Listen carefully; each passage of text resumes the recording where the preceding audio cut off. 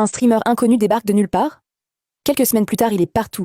TikTok, Twitch, Quotidien, RTL, les influenceurs, les médias militants. Et derrière lui, toujours les mêmes noms, les mêmes relais, les mêmes associations.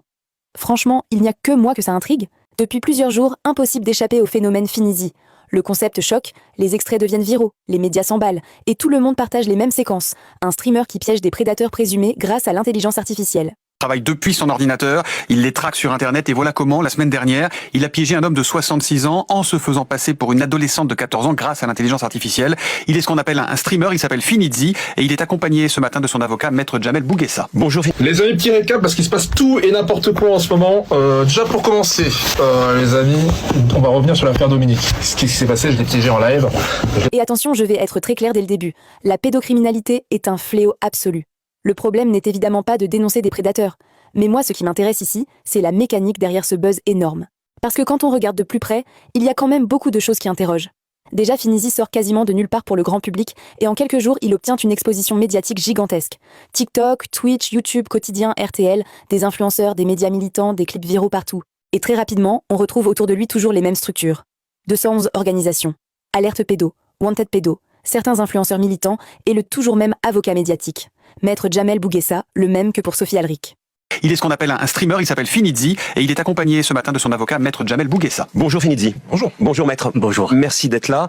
Finizi, vous avez 21 ans et donc vos vidéos font beaucoup parler, elles posent également beaucoup de questions. Pour commencer et comprendre qui vous êtes, qu'est-ce qui vous motive à traquer des pédophiles sur Internet? Une histoire personnelle? Alors c'est pas vraiment une histoire personnelle. Moi très jeune j'ai été confronté. Sur ces sites de chat en ligne à ces pédocriminels. Je m'étais fait passer à l'époque, j'avais 15-16 ans, pour Laura, Léa, je sais pas quoi, 14 ans. Je m'étais un pseudo comme ça. Et j'avais reçu énormément de messages à caractère sexuel.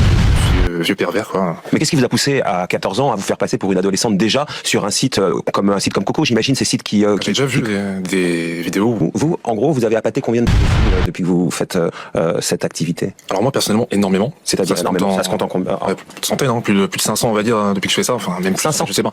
Il y en a plein qui viennent tous les jours m'écrire. Dès que je me connecte sur un site de chat en ligne ou alors sur Snapchat, j'ai déjà 100 ajouts sur Snapchat par jour. C'est pas forcément des présumés pédocriminels, mais il y en a beaucoup qui viennent. Et c'est très clair quand vous échangez. Finizi, dans les gens que vous avez comme ça affichés, comme on dit, il y a des gens déjà qui ont affaire avec la justice, qui ont été jugés par exemple, ou qui aujourd'hui sont en prison? Là c'est en cours, déjà il y a... je sais pas si je peux dire son prénom, le sexagénaire que j'ai piégé récemment. Là il est en détention provisoire. Son sursis va sauter normalement. Étrange non, pour quelqu'un qui a déjà attrapé plus de 500 prédateurs, le seul exemple qu'il donne c'est celui pour lequel il fait le buzz. Il aurait pu en citer plusieurs pour montrer qu'il a de l'expérience dans le domaine, mais non. Il n'a que son action récente à citer. De quoi se poser des questions sur sa supposée expérience de chasseur. Et là forcément, beaucoup de gens commencent à se poser des questions. Est-ce qu'on assiste simplement à un phénomène spontané ou à une énorme campagne de communication parfaitement orchestrée? Parce qu'aujourd'hui, il faut comprendre une chose. Le combat contre les pédos sur Internet est devenu un contenu extrêmement puissant médiatiquement. Ça choque, ça crée de l'émotion, ça fait exploser les vues. Et surtout, ça fédère immédiatement une communauté ultra engagée. Partie 2 sur la chasse menée par le streamer Finizi. Dans cette histoire, une association gagne soudainement en visibilité grâce à des lives viraux, des passages télé, des influenceurs et des vidéos chocs. Ça peut aussi permettre de recruter, de créer une image héroïque, de développer une communauté et potentiellement de récolter des dons. Et justement, il y a aussi la question de l'écosystème autour de tout ça. Parce que 211 organisations étaient quasiment inconnues du grand public il y a encore peu de temps, et aujourd'hui l'association se retrouve propulsée au centre d'un énorme phénomène viral. Autre détail qui intrigue certains internautes, l'association semble dirigée par des profils très jeunes. Et autour de cette galaxie, j'ai trouvé des proximités avec des sphères politiques très marquées, notamment à travers certains comptes relayés, suivis ou mis en avant sur les réseaux sociaux. Je vous mets en screen les fondateurs de cette association.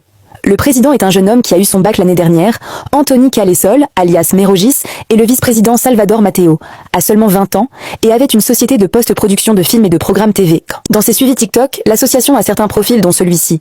Sur ce profil, j'ai trouvé des publications de Vincent Lapierre, et du Média Frontières, et des suivis de personnages politiques d'extrême droite, comme Marine Le Pen ou Sarah Knafo. Mais pourquoi certains ici nient l'existence du racisme anti-blanc? Quand on leur pose la question, ils disent non, ça n'existe pas. Voilà, tu vois, écoutez, il va vous dire les termes. Je suis très bien placé, je suis policier, je suis très bien placé pour savoir que cela existe aussi. Monsieur Brossard, bonjour. Mais voilà, tu vois. Et t'as les geeks sur internet de Twitch. Ça n'existe pas le racisme anti-blanc! Ça n'existe pas! Moi sur mon 6 geek, 6 heures par jour, je peux te dire que ça n'existe pas le racisme anti-blanc! Ah non, ça va. Parmi les membres de l'association, on trouve aussi ce profil qui, lui aussi, suit des acteurs de l'extrême droite française comme Mathieu Vallée, aujourd'hui membre du Rassemblement National. Bon, et puis ils ont un ambassadeur officiel, je vous laisse un extrait d'une de ses chansons. J'ai un client qui ressemble à bébé. Je dis tape la purée, l'accompagne avec un verre de Jack. J'ai fouillé un peu dans mon cœur, j'ai trouvé l'artefact. Tu sais que moi je suis là que pour donner les facts. J'arrive en pirate Jack Sparrow. Lâche-moi que le Frozen il m'a rendu paro. C'est qui Calfit si tu veux le tarot. Je dis même son bébé, elle me donne plus le paro. Et sans oublier le soutien d'influenceurs liés à la sphère complotiste et à des médias ou chaînes YouTube comme Contre7 ou GPTV de Mike Borowski. Mes chatons, je suis avec notre héros, Finizi. Comment ça va? Ça va, comment ça va tout le monde? Attention, suivre une personnalité politique ne prouve évidemment pas une appartenance idéologique. Mais quand plusieurs comptes appartenant au même écosystème relaient massivement certaines figures politiques ou médiatiques très identifiées, forcément, ça alimente des interrogations. Et il y a aussi un autre détail qui m'a interpellé. À chaque fois qu'on lui demande « Mais vous gagnez de l'argent avec ça ?» Finizi répond quasiment toujours la même chose. « Je ne gagne rien avec TikTok ou YouTube, seulement avec Twitch. » Travaillez, vous êtes étudiant, vous monnayez votre activité sur Internet, vous faites quoi en fait? C'est un métier? Créateur de contenu, oui, c'est vrai. Là, récemment, je travaille plus. Avant, je faisais des petits boulots, je fais plein de petits boulots, caissier, tout ça. Et maintenant, oui, je suis dans la création de contenu à plein temps. Sur Internet, mais ça, ces contenus-là, cette chasse aux pédocriminels, ça, c'est monnayé ou alors sur YouTube, c'est bénévole? Bah, c'est bénévole. Sur YouTube, non, je suis pas monnayé. Sur Twitch, oui, je reçois les subs, c'est monnayé, mais c'est pas non plus. Voilà. Ça veut dire que concrètement, parce que ces vidéos, et on va venir après à ces vidéos elles-mêmes et comment vous les faites, elles génèrent du contenu, ces plateformes vous rémunèrent, c'est ça? Non, pas avec les pubs sur YouTube et TikTok, je suis pas rémunéré parce que le contenu il est trop limite. Sujet controversé, ça me dit que c'est trop controversé, je sais pas quoi. Et je suis pas rémunéré. Mais alors vous êtes rémunéré comment? C'est quoi les subs? J'ai pas bien compris. Les subs, c'est des abonnements payants sur Twitch. Ah d'accord. Donc ça c'est pour tout le monde, c'est juste un streaming, même quand je fais pas de la chasse ou quoi que ce soit. Enfin, pas de la chasse, mais quand je fais pas mon contenu principal, je fais des jeux, c'est la même chose, quoi. D'accord. Et ça, vous avez une rémunération pour ça? C'est ça. Alors techniquement, c'est peut-être vrai, mais certains émettent des doutes. Et ce streamer, il est suivi sur YouTube, Twitch et TikTok par plus de 86 000 abonnés. Alors quel est le problème, me direz-vous? Eh bien, j'ai posé la question au vice-président de la Team Moore, qui fait référence sur Internet dans la lutte contre la pédocriminalité. Et pour ce vice-président, ce streamer a fait ça pour de l'argent, pour de la gloire sur TikTok, pas pour la protection de l'enfance. Alors je précise pour de l'argent parce que sur les plateformes de vidéos, les plateformes rémunèrent les créateurs de contenu au nombre de vues. Il faut arrêter de faire comme si TikTok, YouTube et les passages télé ne servaient à rien, financièrement. Parce qu'aujourd'hui, le vrai modèle économique des streamers, c'est justement ça. Faire du buzz sur TikTok, devenir viral sur les réseaux, passer dans les médias, puis récupérer toute cette audience sur Twitch. Et sur Twitch, entre les abonnements, les dons, les pubs et les futurs partenariats, un streamer qui rassemble plusieurs milliers de viewers peut déjà générer des revenus très importants. Donc même si une vidéo TikTok ne rapporte pas directement, elle peut devenir une immense publicité pour développer une activité rentable derrière. Et c'est là où le sujet devient intéressant, parce qu'on est peut-être en train d'assister à une nouvelle génération de militantisme numérique, des lives ultra viraux, des émotions fortes, des communautés mobilisées, des influenceurs qui se soutiennent entre eux, des associations qui grandissent en même temps que le buzz, et des figures médiatiques qui deviennent quasiment intouchables parce qu'elles utilisent un sujet extrêmement sensible. Est-ce que vous pouvez rappeler le nom de votre association? 211 organisations. Ok, 211 organisations. C'est ça, cool. Et votre chaîne YouTube, c'est Finizi. Finizi, c'est ça. Ok, merci beaucoup. Merci les gars, merci pour le soutien, c'est un truc de fou. Mes DM sont remplis de soutien, même les... Encore une fois, le sujet ici n'est pas de défendre des pédos. Évidemment que non. C'est pas le vrai sujet, c'est qui construit cette nouvelle machine médiatique? Qui organise? Qui finance? Qui recrute? Et surtout, dans quel objectif réel? Militantisme sincère ou communication parfaitement maîtrisée? Business du buzz? À chacun de se faire son avis. Mais personnellement, quand je vois toujours les mêmes réseaux, les mêmes relais, les mêmes associations et les mêmes figures médiatiques revenir autour de certaines affaires ultra virales, je trouve ça très intriguant. Et il suffit de voir le nombre de vidéos et le fanatisme que cela provoque.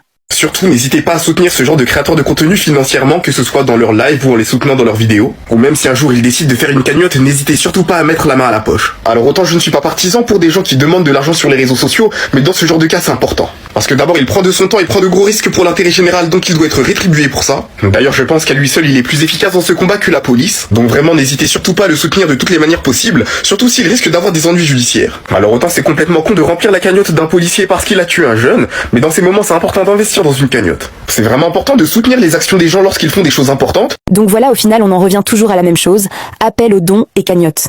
Et vu le non-respect de la loi dont a fait preuve ce streamer, il est fort possible qu'on fasse encore appel à votre générosité. Imagine le scénario, le streamer finit condamné et le pédocriminel présumé ressort libre. Et le pire, juridiquement c'est pas impossible. Finizi répète qu'il ne risque rien, il fait le tour des plateaux télé et radio et affirme que tout est totalement légal, encouragé par son avocat maître Bouguessa. Je suis content, les gars, qui sont en prison, qui s'inquiétaient pas d'ailleurs, parce que j'ai un avocat, j'ai l'avocat de l'association. D'ailleurs, on va essayer de bien représenter ça. J'ai pas fait n'importe quoi, je suis pas allé sur tous les médias parce qu'il faut faire attention. J'irai en tout cas, peut-être avec l'avocat de l'association et le président, comme ça on expliquera bien les choses. Parce qu'il y a beaucoup de choses qui sont dites, oui, c'est pas légal, machin, c'est légal. On a vu avec l'avocat, ce qu'on fait, c'est légal, l'association en général, elle est légale. On a des piégeurs, il n'y a pas que moi qui fait ça, les gars, il y a toute une association légale, les piégeurs, ils font ça dans un cadre légal et carré, tout simplement. Sauf que, en réalité, c'est beaucoup plus dangereux que ça. Oui, la loi permet de piéger quelqu'un avec un faux profil ou une IA.